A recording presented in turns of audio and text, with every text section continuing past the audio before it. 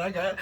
All right, family, it's your brother Asad. I'm Adrian. And we are back again with another quick video. So make sure you like, comment, and subscribe. Hold up, make sure you like, comment, and subscribe, and hit that notifications bell so that you'll be notified when we drop new material on this channel.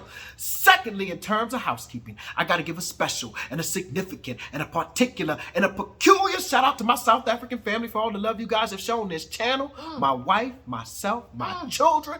We greatly appreciate it.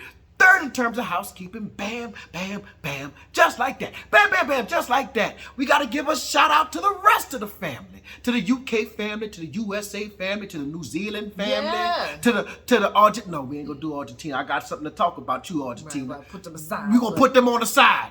To the Texas family, Louisiana family, the New Orleans family, because that's two different things.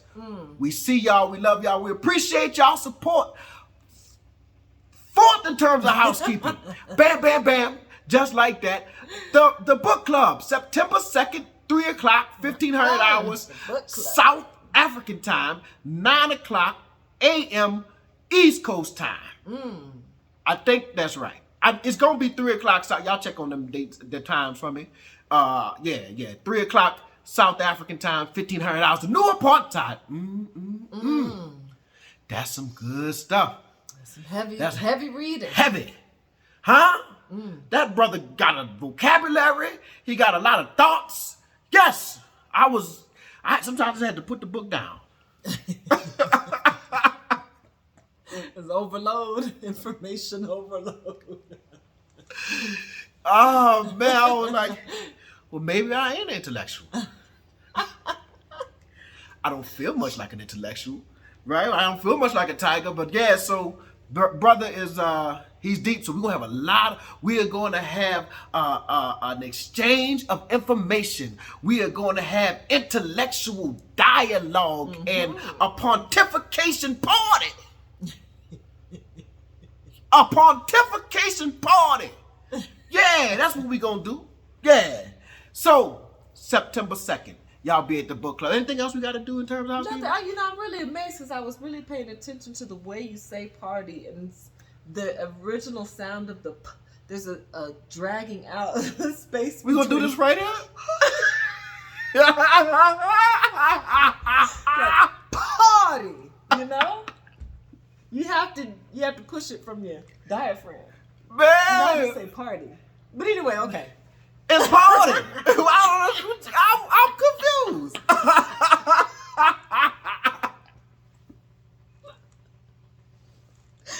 Go ahead. All of a sudden, my accent you want to scrutinize. No. Yeah, it's a way to talk. Instead, go ahead. All right, cool. All right, anyway, What we had some guests in town. Oh, before we get to the guests. Meetup. The meetup. We didn't talk about the meetup. Y'all, the meetup was fly. Usually we don't really come back and talk about it, but yeah, it was fly. And so shout out to like all the people who came out there and kicked it with us. Shout out to the Hearts. Thank you for coming out. Yeah. Shout out to Colette.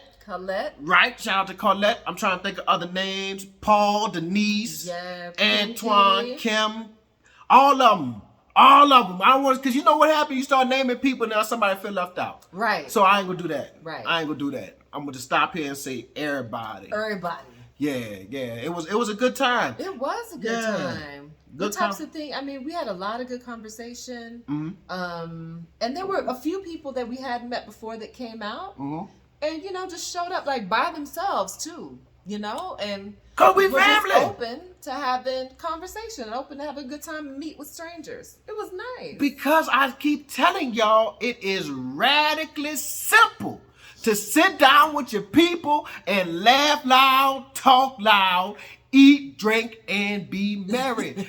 That's why it's easy for somebody by themselves to come out there, because they sitting with family by themselves. Right.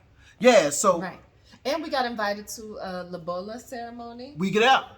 We there. It's going to be a group. I might bring a cow just to pitch in. Oh, no. Buy a cow, that's my investment. Sorry. Yeah, I can't wait for that. I can't wait for that. Yeah, that's gonna That's be fun. gonna be great. Yeah. What else? We were out there for quite some time too. Yeah. We gonna say like 3 hours. No, it was about 3 to about 6:30, something like that. Yeah. Yeah. Mm-hmm. Yeah, one of them long talkers. We had a good time. Yeah, we did have a good time. But what it made me notice was the conversations I was having there. Then, like I said, we have some people in town, right? We have some people in town. My frat brother and his wife. So my frat brother is already, he's here. I'm ready to move. This was his first time here, but he made up his mind. He had already made up his mind. This is it before he ever came. He said, I need to move to South Africa. So he took his wife on a whirlwind tour where they made a stop in Dubai. And then they came here and he's like, yeah, so look, I want to move here. Remember I was telling you about that? In fact, she didn't even know they were coming. He just took on a surprise trip. Yeah. And yeah, after they got to Dubai, he was like, all right, we're leaving. We're going to South Africa. Yeah. By the way, this might be your new home. You might want to look around and kind of see if you like it. Yeah, so. Yeah, he came to convince her. Yeah. And I think it worked. He took her to Stain City. Yeah. That'll do it. That'll convince anybody. Right. Yes, indeed. Yeah, they were house hunting and that was a stop. And he showed her she could see what she could get here. Yeah. South Africa, y'all just don't know, boy. It's showing out. Man, y'all listen. Y'all just don't know. Oh, I gotta tell y'all, this is what I needed to talk about. Hold on. Drink my last little sip of that coffee. So I put out a video yesterday.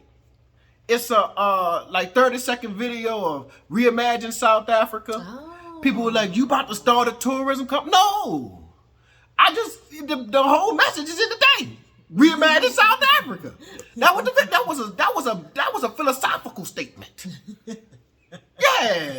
that was philosophical. Y'all read into stuff. It said reimagine. New tourism. No. I research.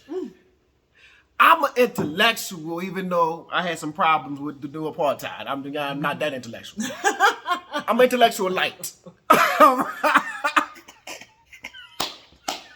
Adjacent. Intellectually adjacent. You heard me? Yeah, that's me. So, but I'm not interested in running a tourism company. No. So if y'all want to know what's going on, here's what's going on.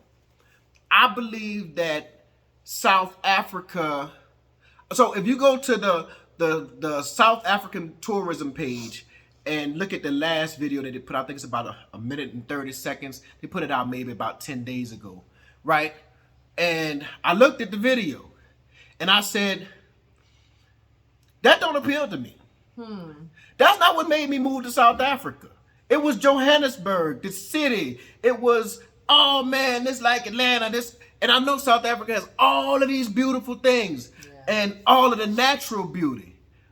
But I was also thinking about how do you appeal to like a demographic, like the African American demographic, particularly like the millennials and the people who are in the Black travel movement. All of these people who are going, like we always say, they go different places.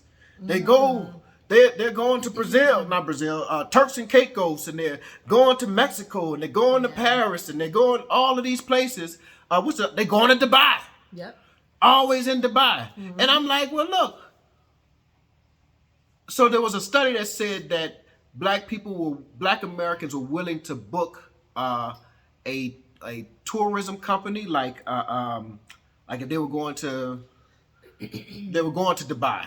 Like if the company appealed directly to them, appealed to their demographic, they were more likely to book and spend money. So I'm thinking to myself, well, we need to appeal to a certain demographic. We got Black Americans who's traveling all over the world now. We got entire passport bros. It's a word. And I don't have to define it for you. You know what it means. Right. You know the context. You know the connotation and the denotation of it. We got passport bros. And I ain't trying to appeal just to the passport bros, but what I'm saying is there's a demographic of Black American travelers that I think South Africa is not capturing. So they had the. I'm like, let me reimagine South Africa. And you remember back in the day, I think when we were traveling to Colombia, and we came across research around tourism and how Black Americans will keep going to similar places because they know that it's safe. Right. You know, like new places might be like, I don't know how they're gonna receive me. How are they gonna treat me in these places? How do they treat Black people in Ireland? I want to go to Ireland. That's my Ireland accent. Don't make assumptions about Germany. Right. Like, oh, I don't know. Because of Hitler. And they always have that question. Is it racist there? Are they racist there? And then you can come to a city where there's Black people everywhere. Right. Everywhere. And have a good time. So, not that anything is wrong with the South African tourism video was doing. Yeah, because obviously it's working. Right, because they get a whole lot of people. They get a whole lot but as y'all know, I done said it before, and this is shout out to the white family that watched this. It's not racist. I'm just talking about what I see, right? When I get on the plane, it'd be a whole lot of white people. And I'm saying, like, you have two direct flights. Watch this. 2 direct flights from Atlanta to Johannesburg and Atlanta to Cape Town. 2 of them. A direct flight from Atlanta. Atlanta is the blackest city in America. Atlanta is where all of your Black wealth is in America. Yeah, you need to appeal to them people. Maybe my video, I'm trying to appeal to a little younger demographic. But yeah, that's what I'm saying. It's like there's an opportunity to appeal to a different demographic who's already traveling and who is looking for places. I'm sorry, babe, I cut you off. What you were saying? Oh, I forgot. Go ahead. Oh, who are looking for places that as openly accepting them, right? Yeah, that's revenue for SA, right? Tourism revenue. That's this fit, and this is where I was leading to with all of this. When we talk to our African American family, when we talk to my frat brother, it's always this it's like I call it the psycho-emotional connection. Some people use a spiritual connection, right? But it's a psycho-emotional thing. When they land in South Africa. Yeah. We hear it all over. It's transformational. That's a big old word. Yeah. That T.D. Jakes type of word, transformational. Yeah. That's a big word. It is. Yeah. She said it was transformational. Yeah, so I just think like there's that. And what else? What are some other common That's it, the feeling that people get when they come here, that they find it hard to describe, but at the end of the day, it's the decompression, the relaxation, the not having to be on guard, going anywhere and nobody's, looking at you sideways. Being there. Right. You don't feel the need to have to prove that you can be there. Right. Like you don't have to dress a certain way. Okay, let me do this and this so that switch, so that they don't put me with the larger stereotypes of this right, exactly. It's like you break free of that. It's like it's like I don't know if it's a mirror image or whatever you want to call it, but it's like you get America because Johannesburg in particular is so U.S., right, in terms of infrastructure and everything and just the way it looks, the way it feels, but then you get it without all of the pressure and negativity and weight that comes with being Black Americans in certain spaces. Because they talked about the familiarity piece. Yeah. We always familiar. felt like this just feels so comfortable. Right. I feel like this huge change. Right. Yeah. And then your frat brother mentioned like Black men, the feeling he has that he feels like I think it's different for women. But I always took note of that too. Every brother that I talked to about it, after their first visit, when they had to go back home, they mentioned a certain, they say, I got depressed. Maybe that's just kind of the layman's way of saying I got depressed, I was sad. Some brothers, Dr. Bennett described it as putting a weight on, right? Putting, like, I know how I felt. And that all of that describes how I felt, plus more, right? Going back into that system. So it's like once you experience what it feels like to be here for a Black American, right? Yeah. it's hard to go back there as a black man. It's hard to go back there and sit in all of that pressure. So Doc Nicky said, I could tell you was going through something. You just stopped shaving. My whole beard just, the beard was all in my mustache was all in my mouth.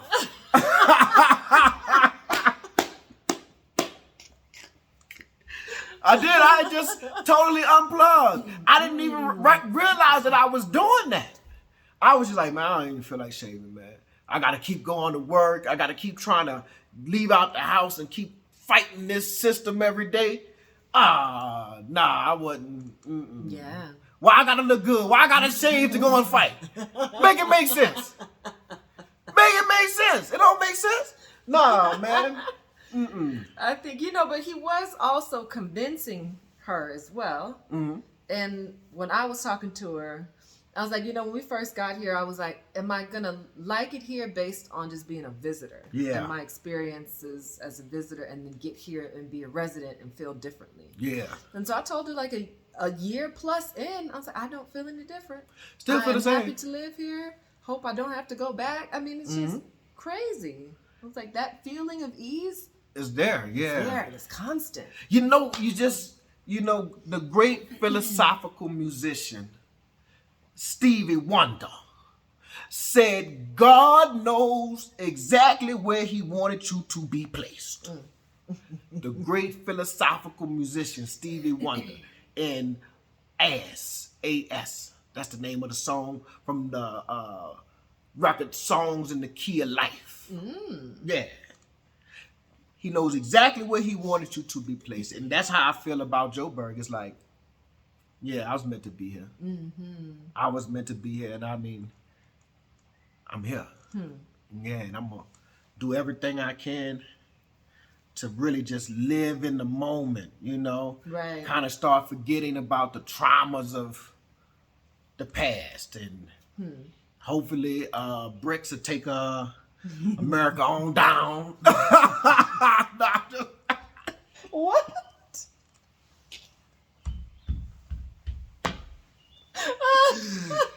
Man, listen, let me tell you something. Everybody been talking about BRICS, so we gotta talk about it. BRICS, Argentina, come to the front of the class. Yes.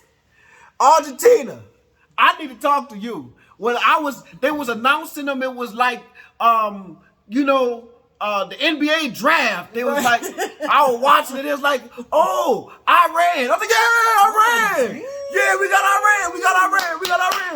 And it was like, Ethiopia. All right, bring it home, baby. They were like, Argentina. I was like, that racist. Argentina. The Europe of South America? Man, hold up. Okay. Y'all know Argentina killed all they black people? Go read their history. Out. Argentina killed all their black people. I don't like Argentina. We need to trade. Can we trade? If this like the draft, can we trade? We'll take Canada. Not Canada.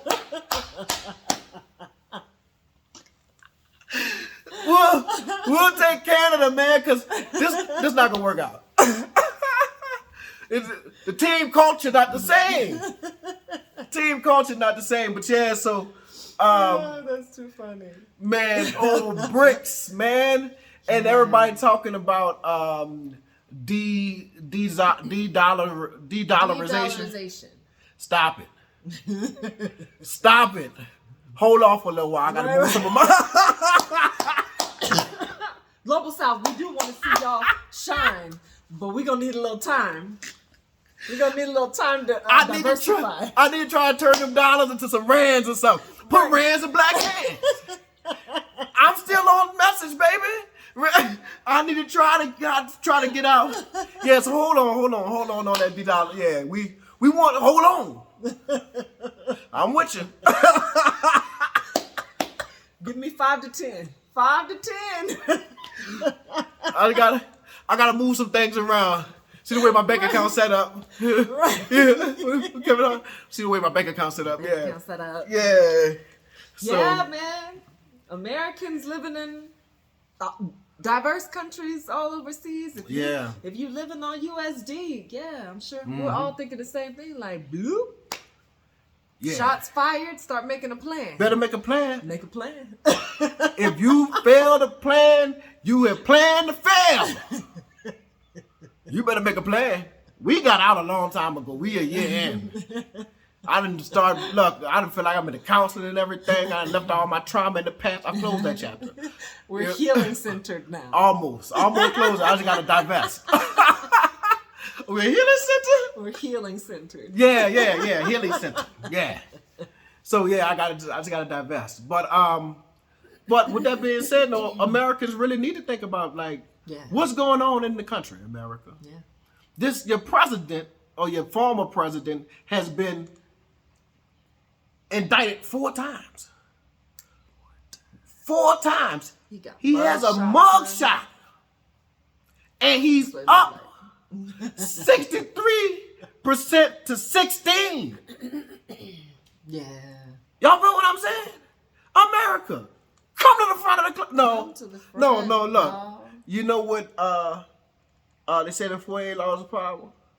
Never interrupt your enemy when he's making a mistake. So America, go ahead, do what you do.